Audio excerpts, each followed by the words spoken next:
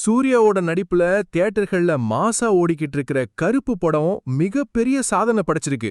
ஆனா படத்துல வர்ற மாதிரி அநீதிக்கு எதிரா தீர்ப்பு வழங்குற கருப்பசாமியோட நிஜமான நீதிமன்றம் மதுரை அழகர் கோயில்ல இருக்கிறது உங்களுக்கு தெரியுமா? அது ஏதோ தற்செயலானதல்ல, அதுக்கு பின்னாடி ஒரு மிரட்டலான ரகசியம் இருக்கு.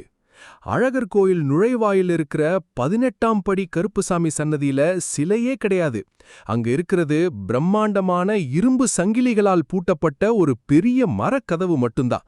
சட்டத்தால நியாயம் கிடைக்காத மக்கள் இன்னைக்கும் நேரா இந்த கதவு கிட்ட தான் வர்றாங்க. இது போல பல ட்ரெண்டிங் ஆன்மீக ரகசியங்களை தெரிஞ்சுக்க நம்ம அன்டோல்ட் மினிட்ஸ் சேனலை மறக்காம சப்ஸ்கிரைப் பண்ணிக்கோங்க. சரி, இங்க எப்படி நீதி கேக்குறாங்க? தங்களுக்கு நடந்த அநீதியையோ இல்ல கோர்ட் கேஸ் பேப்பரையோ மக்கள் ஒரு சீட்ல எழுதி அந்த 18ஆம் படி கதவோட சங்கிலியில கட்டிடுவாங்க.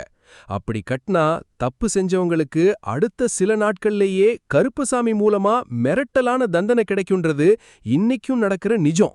அந்த சங்கிலி கட்டப்பட்ட கதவை நீங்க இன்னைக்கும் அங்க நேர்ல பார்க்க முடியும். நீங்க மதுரை அழகர் கோயில் கருப்பசாமியை கும்பிட்டிருக்கீங்களா?